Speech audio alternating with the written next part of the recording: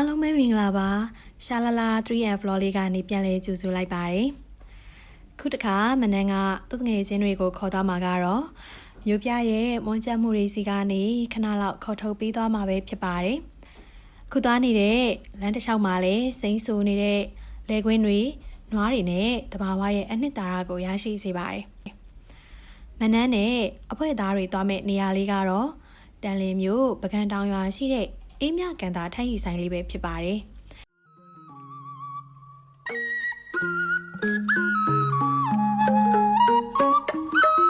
ကဲအခုဆိုရင်မနန်းတို့အဖွဲ့ကထိုင်းရီဆိုင်လေးကိုရောက်ရှိပါပြီ။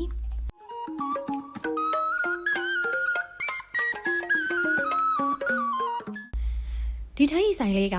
ထိုင်းရီအခါဆိုရင်3000အချို့ဆိုရင်4000ပဲဖြစ်ပါတယ်။တောရွာဆိုင်လေးဆိုတော့ထိုင်းရီမစစ်မှာပူစရာမလိုပါဘူးရှင်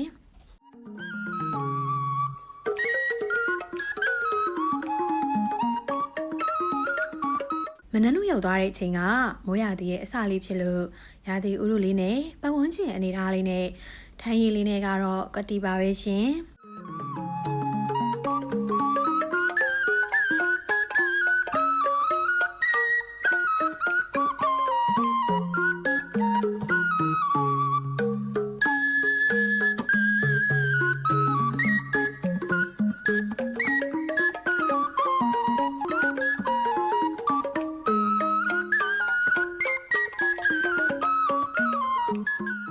ဒီထိုင်းရီဆိုင်လေးကထမ်းမင်အောက်မှာတငယ်ချင်းတွေနဲ့ပဲအတူတူဆူတောင်းမလားဆိုင်ရဲ့တဲလေးထဲမှာပဲတောက်မလားစိတ်ကြိုက်တောက်လို့ရပါတယ်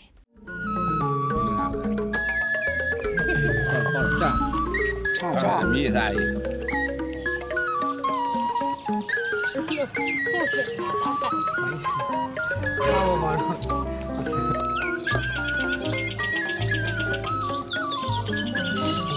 ဘာဝလဲကြွစားပါအောင်လားမနန်းနဲ့ဆိုင်ရှင်ဦးလေးကြီးနဲ့စကားတွေလည်းပြောပြခဲ့ကြပြီးတော့ထမ်းမြင်ကရတဲ့ဘ ഹു တုတတွေလည်းအများကြီးသိခွင့်ရခဲ့ပါတယ်ရှင်ဒီရမယ်ထန်းဒီရနေတစ်ဆင့်ထမြင့်ရမယ်ထန်းရွက်ကအိမ်မိုးလို့ရမယ်အမိုးကလုပ်လို့ရမယ်ထိုင်းလက်ကလွှာကိုခွာပြီးကြလဲထိုင်လို့လက်မှုပညာမှာသုံးလို့ရမယ်တညက်ကြတော့ထိုင်းရီအချိုရည်ကိုဒီတန့်ခံပြီးတော့မှတညက်ချက်တော့မှတညက်ကအဖြူနဲ့အမဲနဲ့2မျိုးဖြစ်တယ်အဖြူဒီထိုင်းရီချိုရည်ကိုထုံးမပါတဲ့ဟာကိုထည့်ချက်တဲ့အတွက်ထိုင်းအဖြူရတယ်ထိုင်းထည့်ပြီးတော့အောက်အနေကိုမှုပြီးချက်တဲ့ခါကျရင်ထက်အညိုဆိုရဲတညက်အမဲထွက်လာတယ်ထန်းဒီကြတော့ထန်းဒီကိုရိုးရိုးခွဲပြီးတော့အပွားထုတ်ပြီးစားတာလည်းရှိတယ်ထန်းဒီဖာလူတာလောက်စားတာလည်းရှိတယ်ထန်းဒီကိုအမြင့်ဖောက်ပြီးတော့မှနောက်နေ့စောင်းတက်လောက်မှတခါအမြင့်ကိုပြန်တူးပြီးတော့ထမြင့်ဆိုတာပေါ်ကြတယ်အဲ့လိုရပါထမ်းမြင့်ရတော့တသက်မရှိဘူးပေါ့ထမ်းမြင့်ရလို့တသက်မရှိဘူးဒီထက်တီးကနေပြီးတော့ဖောက်ပြီးတော့မှသူ့မြေပွားတဲ့နေရာမှာထားမှဒီထမြင့်ရတယ်အဲ့တော့ထမ်းမြင့်ကဆိုတော့ထမ်းမြင့်ကနေပါ3လလောက်ဆောင်းရတယ်ထမ်းမြင့်ကိုလိုချင်3လလောက်ဆောင်းရတယ်ထန်းဒီရဲ့အစီကိုသူကမြုပ်သွားပြီးတော့ထမြင့်ဖြစ်ရတာလေအပင်ပေါက်ပေါ့အပင်ပေါက်ကနေပြီးတော့မှအပေါ်မှာအရွယ်လေးထွက်လာရဲ့အောက်မှာအမြင့်ကရပြီအဲ့လိုဟာမျိုး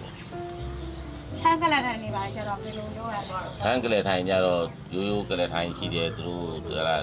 2ယောက်တွဲကလေးထိုင်နေဒါကိုလည်းဒီထန်းဟိုအယိုးကနေပြီးတော့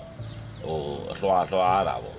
လွှာပြီးလျှော်လွှာပြီးတော့မှအဲ့ရနေကြအဲ့တော့ထမ်းမြင့်ကနေတက်ကြတော့မျိုးစုံရတာပေါ့နော်မျိုးစုံရပါတယ်ထမ်းမြင့်ကလက်မှုပညာမှာသုံးလို့ရထမ်းမြင့်ဒေတာပဲထမ်းမြင့်တပင်က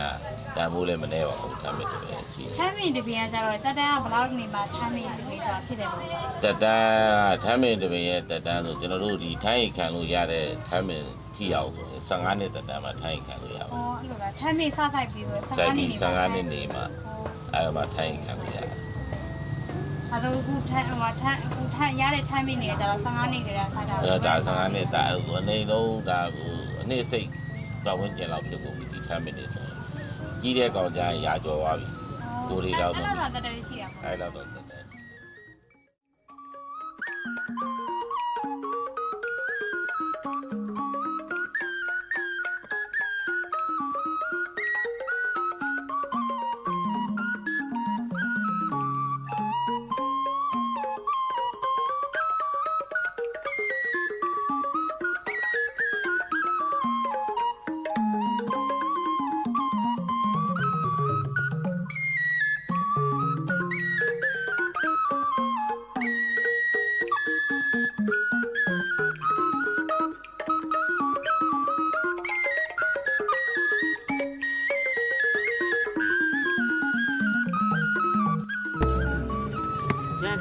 အောင်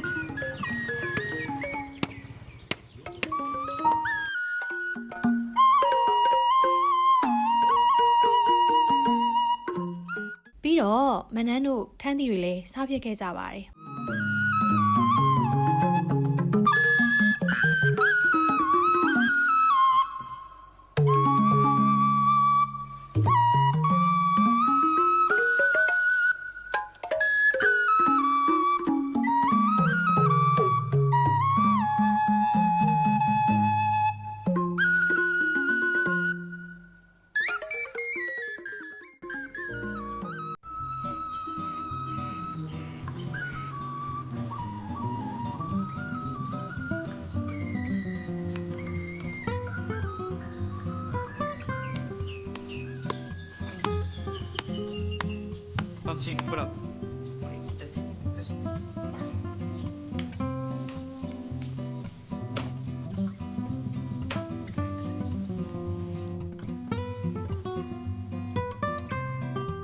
အမီးလေးတွေကလည်းသူ့ရာသီအချိန်တုန်းကဆိုတော်တော်စုံတယ်လို့ပြောပါတယ်ခုကရာသီကုန်ကန်ဒီမှာသွားတာဆိုတော့တိတ်တော်မစုံဘူးပေါ့နော်မစုံပေမဲ့လည်းတော်တော်စားလို့ကောင်းပါတယ်ဘတ်ဂျက်လည်းတော်တော်တက်တာတယ်ပေါ့နော်ကြွကြော်ဆိုရင်တပွဲကို9000ငါးချိုဆိုရင်တပွဲကို9000အချောက်ပုတ်ဆိုရင်တပွဲကို9000ပဲစမ်းတုပ်ဆိုရင်တပွဲ3000ပဲရှိတယ်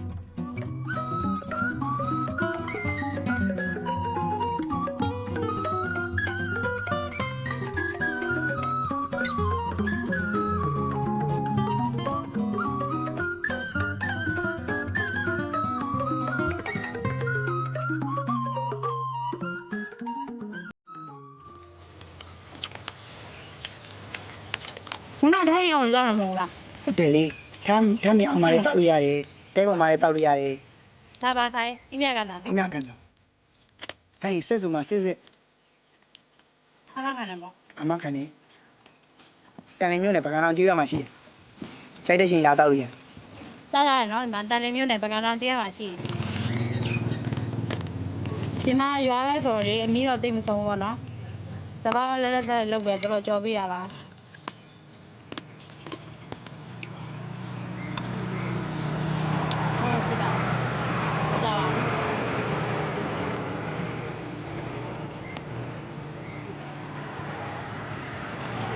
ဒီမှာကျတော့တို့ကကြော်ကြတန်းပြီးမကြော်ပေးဘူးလေစားကြည့်မှလည်းကြော်ပေးရတယ်အဲ့ဒါပြကြမှာ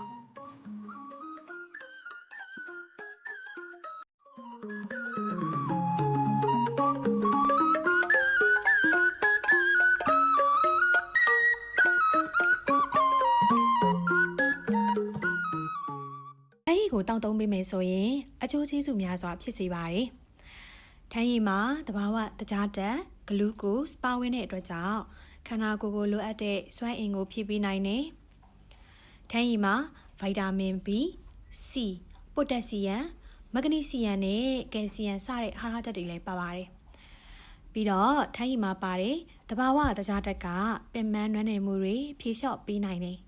။ထန်းရည်ကိုတောက်ပေးမယ်ဆိုရင်အစာကိုမြန်ချေပြီးဥလန်းချောင်းကိုရှင်းပြတာကြောင့်ဝမ်းချုပ်တာကိုလည်းမဖြစ်စေဘူးနော်လက်ဆက်တဲ့ထန်းရည်ဟာရေဓာတ်လည်းပြည့်ဝပါတယ်အဲအတွက်ရေဓာတ်ဆုံးရှုံးတာကိုလည်းကာကွယ်ပေးနိုင်တယ်ကယ်ဆီယမ်နဲ့မက်ဂနီဆီယမ်ကအယိုးနဲ့သွားကိုခိုင်ခန့်စေတယ်ထန်းရည်မှာပိုတက်ဆီယမ်ဓာတ်ပါဝင်တာကြောင့်သွေးတိုးသမားတွေလည်းတောက်လို့ရပါတယ်ကင်ဆာရောဂါကိုကာကွယ်ဖို့ထန်းရည်ကိုတောက်လို့ရတယ်နောက်ပြီးထန်းရည်မှာဗီတာမင်စီလည်းပါသေးရဲ့နော်အဲ့ဒီတော့အမြင်အာရုံမကျဉ်လင်းသူတွေလည်းတောက်လို့ရသေးတယ်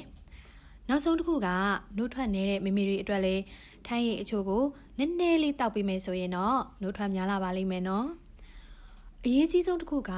ဝိကြကျင်သူတွေမှတ်ဉာဏ်ကောင်းကျင်တဲ့သူတွေလည်းထန်းရည်ကိုတောက်လို့ရပါတယ်ရှင်ဒါပေမဲ့တန်ဆေးလွန်ပေးဆိုတဲ့ဆိုရိုးစကားလိုပေါ့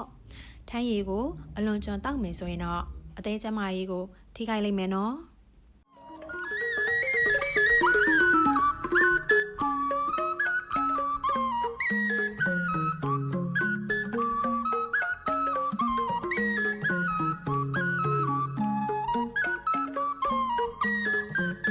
ကဲအခုတော့ထန်းရဲ့ကောင်းကျိုးလေးဆိုးကျိုးလေးပြောရပြီဆိုတော့ နန်းရဲ့ vlog လေးကိုဒီမှာပဲဆုံးသက်လိုက်ပါတော့မယ်ရှင်နောက်ပြီးတော့နောက်ထပ်ဆက်ပြီးအသေးသေးတွေဘယ်လိုရိုက်ဖို့မလဲဆိုတော့ထပ်ပြီးစောင့်ကြည့်ပေးပါကြည့်